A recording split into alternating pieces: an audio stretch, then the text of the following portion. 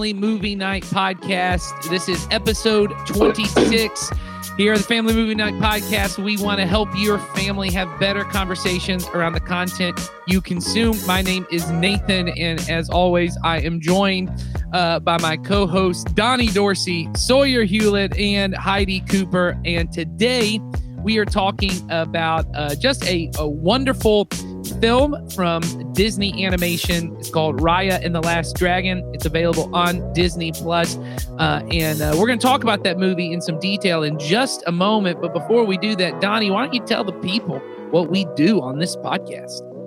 So on this podcast, we encourage every family and community Christian church to have a monthly movie night to help you and your children build memories, start conversations that matter.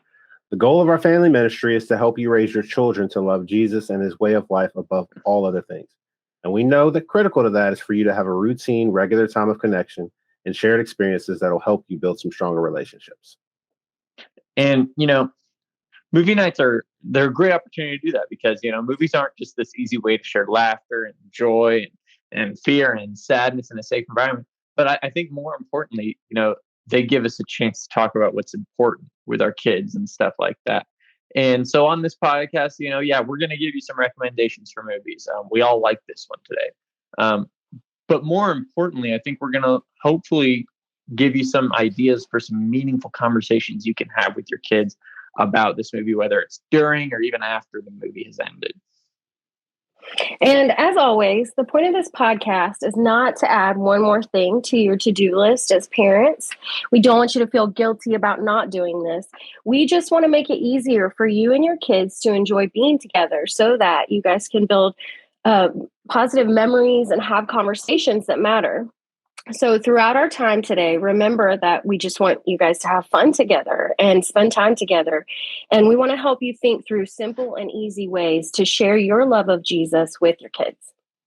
And we actually want to hear from you. So you'll see in the link of this podcast or in the video, wherever you're watching it, ways for you to get in contact with us. There's a link in the form. There's a form in the link that you can click and let us know what we're missing, a movie you want us to talk about or something from a movie we've talked about that we just totally missed and you want us to go back and fix. You think we got it wrong and maybe just a conversation you want us to have. We want to best serve you on this podcast. Let us know how right there in the link. So today we are talking about Raya and the Last Dragon. This was a pandemic movie. It came out March 5th, 2021, and it was released both in theaters. My family went and saw it there, but it also was released on Disney Plus with their Premier Access, which I think they are no longer doing. It was that thing where you paid like $30 and you got to see it at home, and it was a whole thing. But here's what Raya and the Last Dragon's about in case you haven't seen it. Long ago, in the fantasy world of Kumandra, humans and dragons lived together in harmony. However, when sinister monsters known as the Droon threatened the land, the dragons sacrificed themselves to save humanity. And the Droon would come in and, turn you to stone just for the sake of turning you to a statue. And 500 years later, the nations of this place of Kumandra, there's 5 nations. They are fighting over this, trying to get a hold of this dragon gem, which kind of keeps the Droon at bay, and they actually end up breaking it, and the Droon come back, the monsters come back, and Raya, who is the daughter of one of the, chiefs of that nation, ends up going on a mission to track down the last dragon and stop the Droon for good, and all along the way, she makes some friends. So it turns out friendship was the last dragon all along. So let's get to what we thought of this movie. Heidi Cooper, was this the first time you watched Raya and the Last Dragon, or had you seen this before? So I watched it once with my kids a while ago, and then we watched it again, and I loved it. I think there's still stuff that I want to go back. I want to go back and watch it again because there was more stuff I wanted to get deeper into. There's a lot going on. It's kind of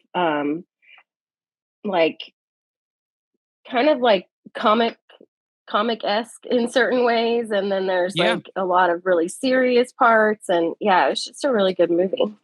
Yeah, I would argue that outside of Well, I don't even know because, like you said, it feels very comic book. I was gonna say outside the MCU, I'd say maybe even more than most of those. This is some of the most beautiful world building. Like the Yeah. every different nation and tribe kind of looks very distinct and cool, and the creatures are cool, and the dragons are cool. And I don't know that we need a sequel, but man, if they wanted to do a TV show or something out of this where you could just go and explore all those lands, that'd be awesome. Yeah, totally. And follow different characters from each different tribe.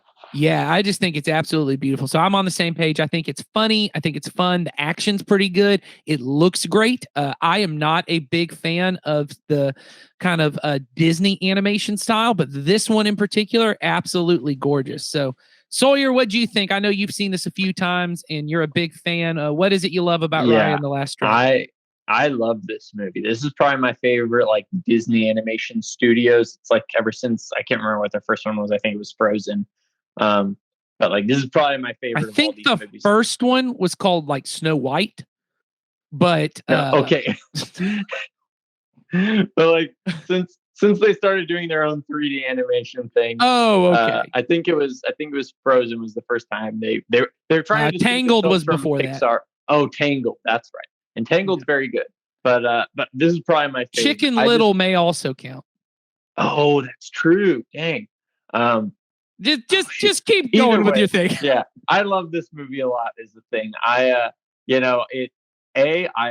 You brought up the world building. It's really cool. The action is really cool. I think what I like most about this movie, though, and just because we're going to get into the story in a minute and stuff like that, like from an animation perspective, it's easily like the dirtiest, most lived-in environment they've done yet. I feel like it feels very grimy. Like there's an action sequence near the end where she's walking up these steps and you can like feel the dirt and the rubble on the camera almost. It is just, and it's like not an actual camera. It's really cool. I really like the aesthetic of this movie. I also really like the characters is the thing. Raya and especially Namari. She's kind of a pseudo villain of the movie, but she's not really the villain. She's misunderstood. Well, coming from the villain of the podcast, I think all villains are misunderstood too. Yeah, exactly. But that's okay. That's all right. She is definitely one of the villains. So, Donnie Dorsey, what did you think of this film? I enjoyed it. This was the first time of me watching it. The kids had watched it prior to, but they were very much engrossed in like the characters and like probably more so they were engrossed like a lot in the scenic stuff. But for me, honestly, I was more like gripped by the characters that they brought in here because I thought all the characters had very unique characteristics of themselves and attributes that made them very captivating. Like there was, of course, like there's, sometimes a comic relief, but also like it's that idea that there's some truth in comedy kind of thing. Like some people are like can be really funny, but they can say something 10 minutes later that's like groundbreaking, stuff like that. So I honestly was very much the characters. I think they were very like the voice actors were great, all that good stuff. And and the backdrop just made it even more enjoyable. So well, and I think this is a full what they call full 4-quadrant film where this is not just your young kids will love it, but I think teenagers will love this. Because there's a lot of action and, like we said, fantasy elements, dragons. It's cool. So all of that will really work. It's perfect for, I've got a preteen and I got all the way down to a 5-year-old, and they all love it for different reasons and are into it. So Raya Last Dragon, you should definitely watch this. Boys and girls, we think will love this movie. So watch it with your kids.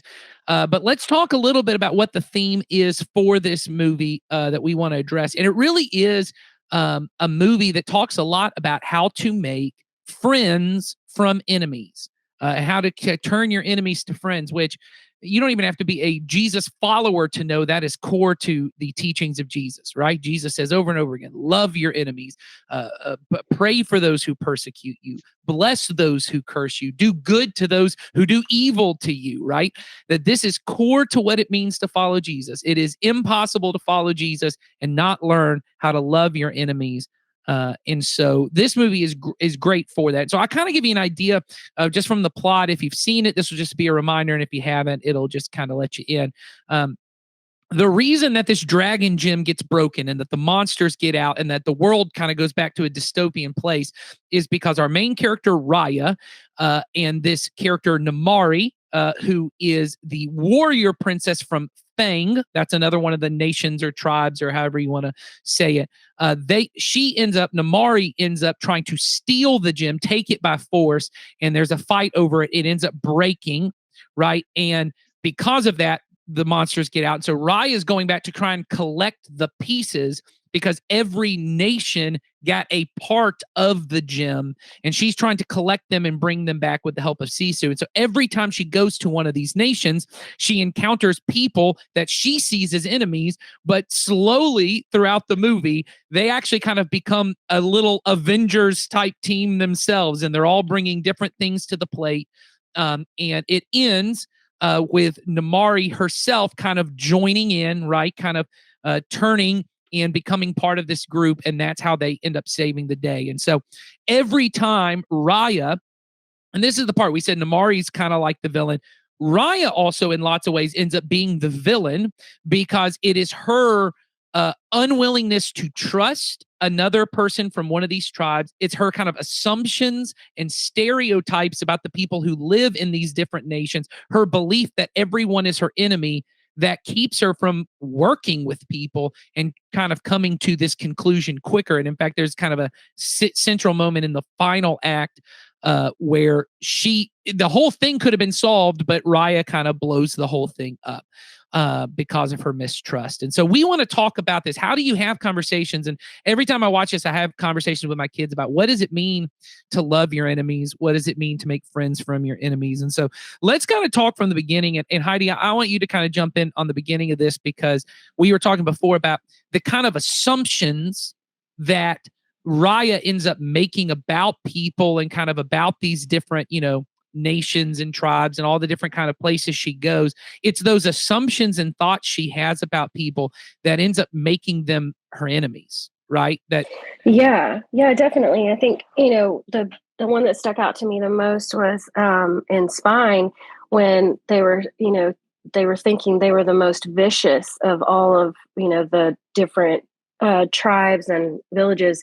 But they go in there and, it's real intense at first. And then you find out that the whole nation has been frozen. They've all been turned to just stone. The one guy. And it's just the one guy. And, I think that there's so many times that we build things up in our mind, our own fears and our own anxieties about, people or groups or, just different things that the happen bully in our at world. school. Our boss, our coworker that we compete with or whatever, and even with our children, I don't know if I can trust all the people that my kids might interact with, but a lot of times the assumptions that we make are just wrong, and the threat that we perceive, maybe is not nearly as scary as we thought it would be. We just had the wrong information or we were looking at it from the wrong perspective. So I think that was one of the things that stuck out to me there. Well, and I think it's specifically in that story. One thing that I took from that, which goes to this, is every person has a story, and somehow when you know their story, your assumption may be right. Like this guy is tough and cold and vicious or whatever. But when you learn that he's the only one left, and you learn that he lost his child, and you learn that he lost his spouse, you kind of understand why he became so tough and why he became this way. And so your assumption may be right. This kid at school who bullies you, what he's doing is mean and wrong and hurtful, and that you shouldn't allow that to happen. But when you choose to say, you can treat me like your enemy, but I'm not going to treat you like I don't have to agree with you. Like you can think I'm your enemy, but I don't have to agree that you're my enemy. If I love you and I learn your story, and I mean, every parent knows this, often the kids who hurt people the most are the ones who have been hurt the most. And when you teach your kids to interact with it, once again, because I remember having this conversation with this movie, one of my daughters said, I know Jesus says that if someone hits you, you're not supposed to hit them back. But if someone hit me, I'm definitely hitting them back. And, we had that. And what we ended up saying was, there are other options. We're not saying just let someone keep hitting you. Go tell someone, a teacher, go tell an adult, go have a conversation. But for you to do wrong to someone who's doing wrong to you just increases the wrong, you know? Yeah. Go ahead. And if you look at the motivations too, like the motivations behind it, it's, you see, yeah, he is mean because he's lost so much, but he was probably mean before because of that fear of losing so much. And that Right. they all had that common theme of that fear of losing what they had. It was precious to them. It mattered to them. And how much is that like us, in life, that Yeah. we have our little kingdoms and we don't want to lose anything in our kingdom, and so we have all of these little barriers and walls and things that we keep up to protect our kingdom and protect what matters to us. But in reality, just like they couldn't control that, we can't either. So yeah. Well, yeah, and I think it's a way for us to have those conversations with our kid. And you were talking about kind of like our own kingdoms and stuff, and you see some of that in this too. Of kind of there's a moment at the very beginning when the whole thing happens where Namari and so when the very first meeting of all these tribes, like the first meeting in a long time, they don't trust each other. None of the tribes want to talk, and the chief. Raya's dad's the chief. He gets them all together, and they won't speak to each other. And they're throwing out all these assumptions of, oh, of course you want to do this because you've got all the money and you've got all the food, and like they won't speak. And Raya just walks over to Namari, this other little girl who's the princess, and they end up having this conversation, and they kind of bond over what they have in common. And then she ends up taking her to see the dragon gem because she thinks I'm sharing something with you. And Namari ends up trying to steal it. And what she says is, she goes, I thought you were my friend. And she goes, I am, but I have to do what's right for Fang. She goes, and basically what she's saying is, I know I love you and we should all be kind and we should do this, but I've got my people. I've already picked my people. And I have to divide with you because of this arbitrary thing of where we live. And I think it really speaks to the way that we divide as people, that what ultimately drives us to divide is not what makes us different. It's the fear that if I don't protect me and mine, you will come in. So I'll pick a reason for us to divide. Right. And Donnie, you were kind of talking about this before we got on. Can you talk to that to some degree, of this idea of how this movie talks about how kind of the way we divide as people and how we kind of work on those things? So you want to talk to that to a little bit?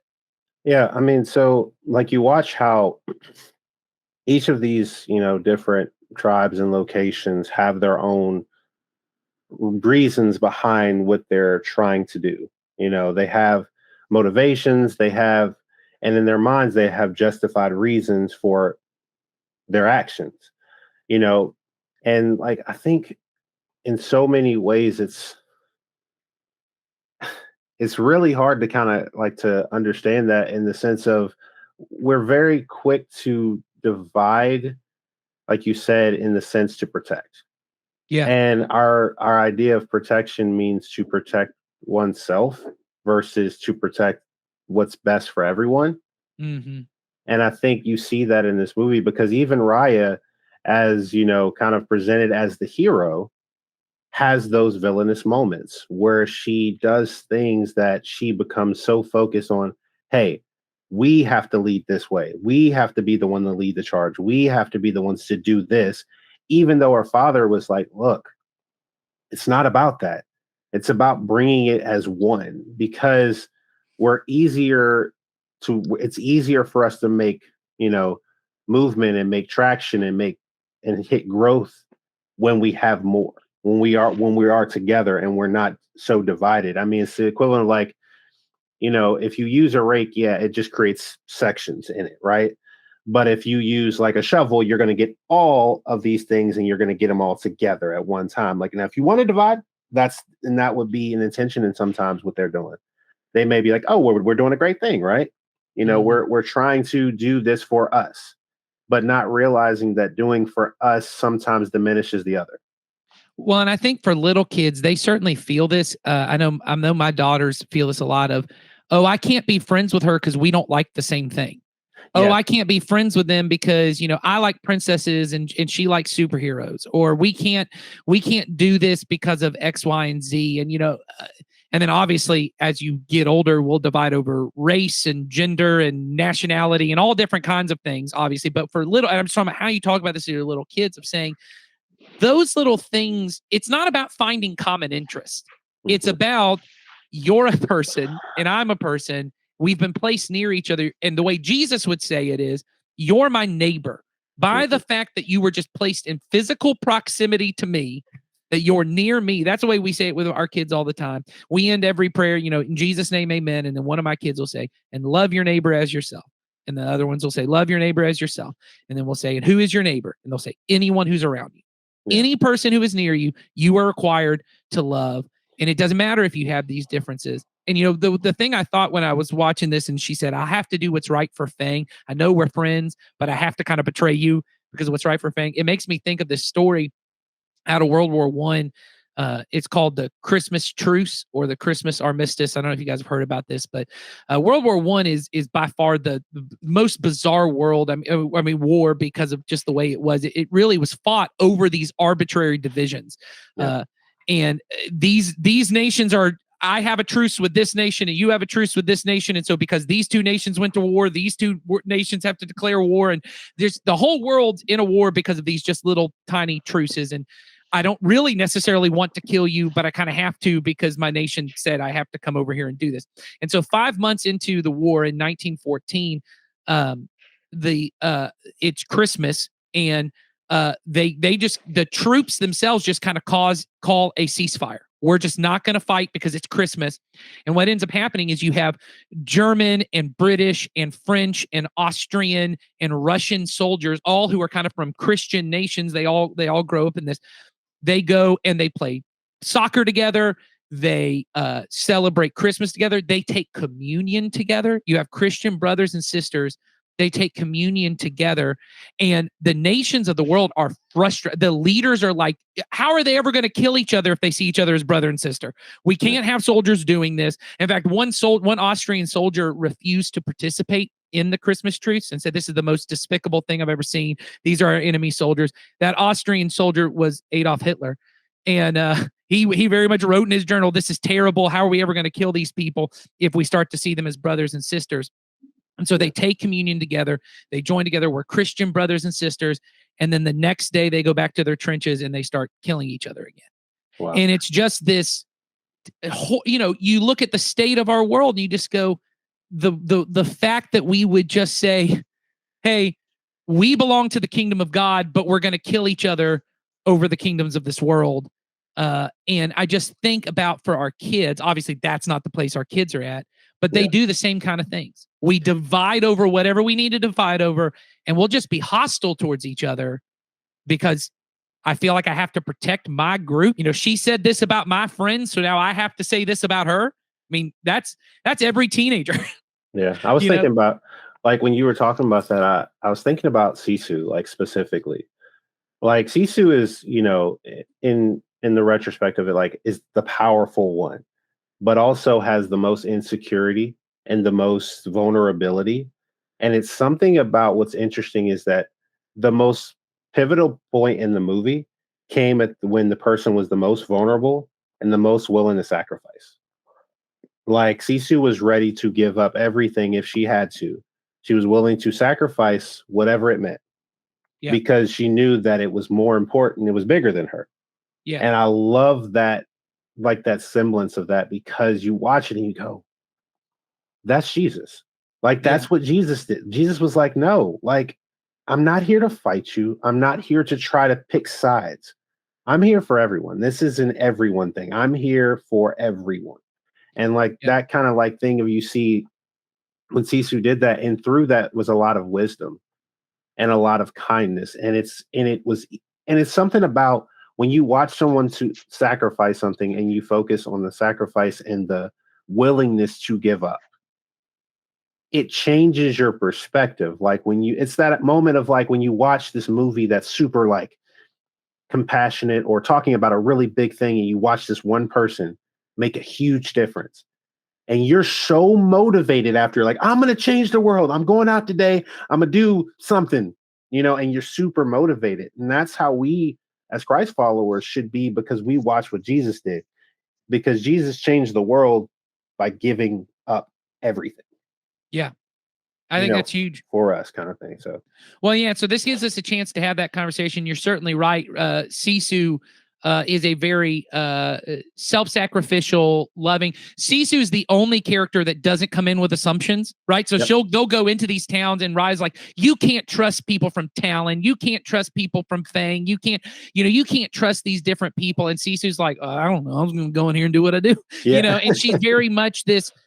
Because she's willing to trust. In fact, the thing you talked about, Donnie, is there's this part at the movie where Raya talks to Sisu and says, you can't trust anyone because the world's broken and people are just going to do whatever. And then Sisu says, maybe the world is broken because you don't trust anyone. Yep.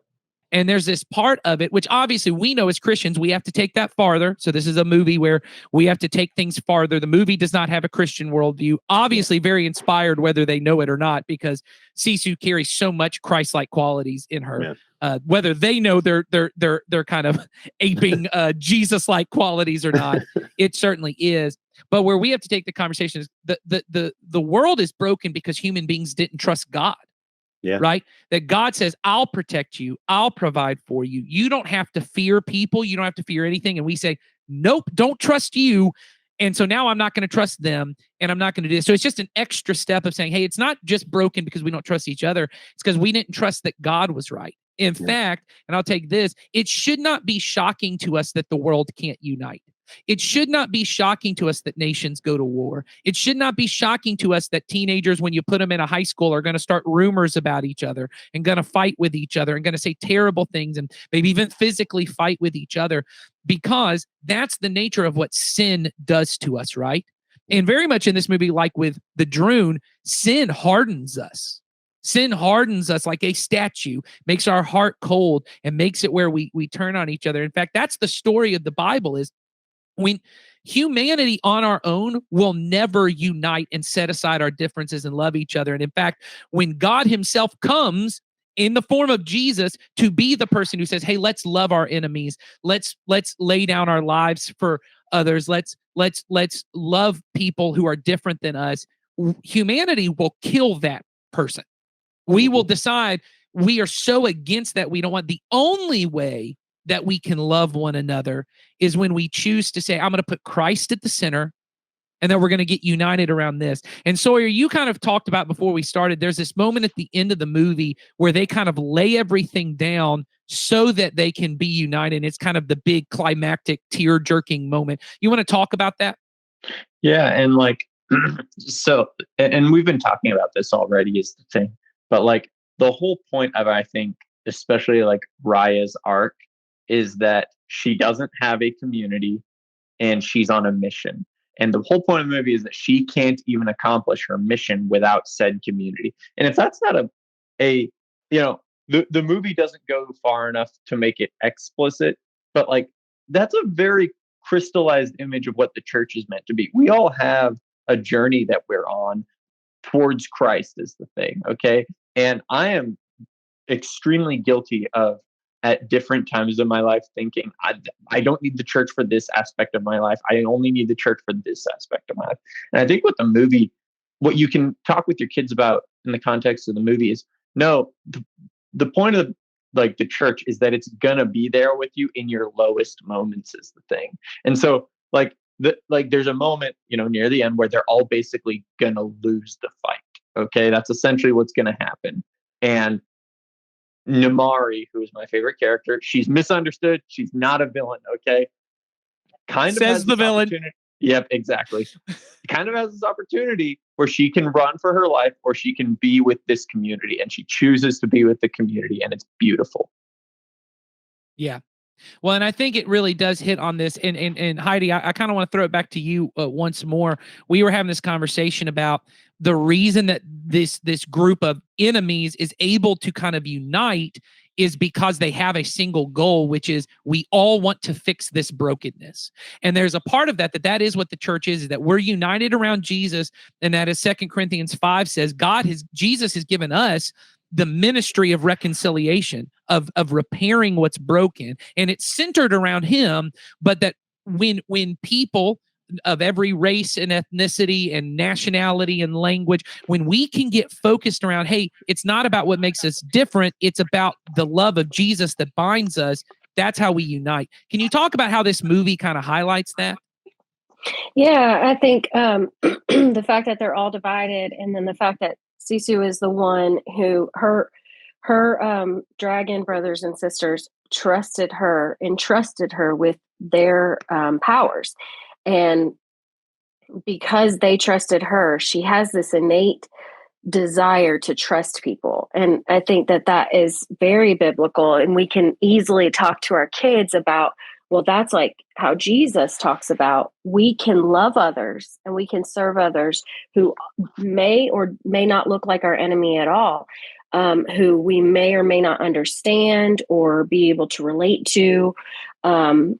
Because we have been loved. It's not that we see them and they seem deserving. We see good or we see bad or we see, danger or we see safety.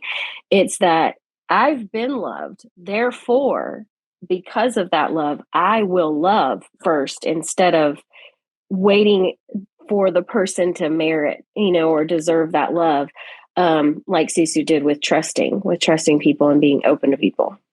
Well, yeah, and I think it is that we forgive because Christ first forgave us, right? We love because Right. Christ first loved us. And when we become a group of people who, my goal is to love Jesus and help other people love Jesus and fix what's broken in this world, then I can work with anyone else who is also focused on that. Even if they used to be my enemy, even if my nation says they're my enemy, even if, racially or ethnically or any other kind of thing, the world tells me this person should be my enemy. If we're all focused on loving God and loving people, we can work together and we'll do even more beautiful things than we could ever do on our own. And I think this movie kind of leads us to that conversation. Here's the final thing I want to hit on that I think is just huge is Raya's big problem in this movie is the fact that she won't trust Namari. And obviously, Sawyer and I have been joking about who's the actual villain. I actually think this movie in several ways could be read as Raya is the villain. And it's her inability to trust, but really what it comes down to is her inability to forgive. She won't forgive that she was vulnerable and brought Namari into her life and Namari betrayed her. And she won't forgive. And what I thought about when we were having this conversation today is the biblical parallels to the story of Jonah. The story of Jonah is often misunderstood in the Bible. We often think that, in case you don't know, Jonah is a prophet of God. He gets called to go to an enemy nation, right? To go to Nineveh, which was an Assyrian city, and to preach, hey, God is calling you to repent or your city will be destroyed. Now, we often think that the reason he didn't want to go to Nineveh is because he was afraid of them, right? He thought his safety was in danger.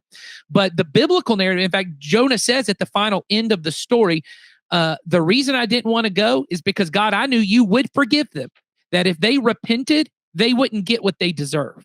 And I want them to get what they deserve because the Assyrians had destroyed the Israelites. Jonah is willing to run from God. He ends up getting willing to be eaten by a whale. He finally does go to Nineveh and preach. He gets frustrated. The Ninevites actually repent. And that all happens all at Jonah 4. And then Jonah chapter 5 is Jonah sitting under this bush. And he's just mad at God. He's depressed. And he says, I knew you were the kind of God who was so gracious and so forgiving. If anybody would turn to you, you'd forgive them. And Jonah is mad about forgiveness. He's mad about grace. He's mad that people won't get what they deserve. And Jesus becomes the true Jonah, which is he's the one who goes into, as Jesus would say, he goes into the grave like Jonah was in the fish for 3 days. Right. And when Jesus comes out, Jesus is wanting to forgive and he's wanting to offer grace. And I think being able to say to our kids, it's okay that you may not want to forgive someone. It's okay that what someone did to you was so hurtful that you don't want to. But following Jesus is not always about want to. It's about what he's done for you. And Jesus forgave you. So we're going to forgive. And if you choose to forgive, you can get on the other side of this and see that God's forgiveness is sweet. That there is a truth that when Jesus says forgive as you have been forgiven, or when he says, unless you forgive, you won't be forgiven. I don't think it's Jesus saying God is waiting to say, ooh, I can't wait to not forgive you. So if you don't forgive, I'm not going to. I think what Jesus is saying is you won't want forgiveness if you don't want to forgive. Because what it means to live in the kingdom of God means that you want to live in a place where mercy and forgiveness is it. I said this to one of my daughters about, they were saying the other day, we got, I think I shared this on this podcast, we got cut off in traffic and they got really mad at the other driver. And I said, if you want to follow Jesus, what that means is you want to live in a world where people don't get what they deserve. You want to live in a world where we do good to people who will hurt us, that you want to bless people who would curse you. And I said, if you don't want to live in that world, you don't have to. And God won't make you. And so that's what Jesus means when he says, if you don't forgive, you won't be forgiven, because the way we're forgiven is we live with God, and people who live with God, they forgive. And so that's a very complex thing to get in with our kids, but it's so important to teach them that loving Jesus means we love like Jesus. Being forgiven by Jesus means we forgive. Forgiven people forgive people. And I think that's just absolutely huge. This movie will get us to it. So we have a couple seconds left. I want to get us to here at the end. So we haven't done this. We didn't start with an opening question. So I want to end with just 60 seconds. Anything that you love about this movie that may not even, it's just a fun thing that you thought was great about this movie. I'll start off. I'm going to take everyone's favorite thing.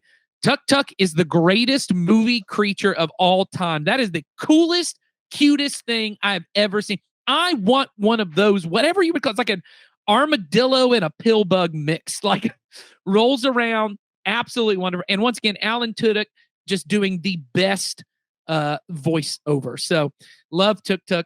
Heidi, what's just your favorite thing from this movie? What do you like? Oh, it's the bad baby. Oh, bad baby. That little bad baby. Yes. And his little or her monkey companion. Her monkeys. Yes. Yeah. They're all so bad and so adorable. And I want all of them. Absolutely. Sawyer, I mean, you already have said you want to be Namari. I will say my oldest daughter has said already that's the haircut she wants. So there you go. Absolutely cool. All of the people from Fang are awesome. I'm always going to shout out my girl, Sandra Oh. Okay. That's been like multiple podcasts now that I've shouted. I've never seen Grey's Anatomy, but Sandra Oh is great. Let's see. I also love Raya's sword. Raya's sword is one of the coolest movie swords out there. Absolutely. Donnie, you get the final word here, man. What's your favorite thing from this movie? I got to echo Tuk Tuk. I mean, that was just fun to watch. Like as soon as when they were going through those little moments where they're trying to get away from Namari and the village of people, and they're just gone. And then you just see this roll, and it's like, oh, look at the little roly poly. It was just fun to watch. I also want to know what Boone's soup tastes like. I just want to know, is it actually delicious or is it something else? That's really good. I would live on his house, on his boat. I would live that life instantly. That is the perfect life. Absolutely gorgeous. All right, well, hey, we hope you guys watch this movie. We hope you have great conversations about what it means to love your enemies with your kids. It's so central to what it means to follow Jesus as you're teaching your children to love Jesus and his way of life even more. We'll see you guys next time.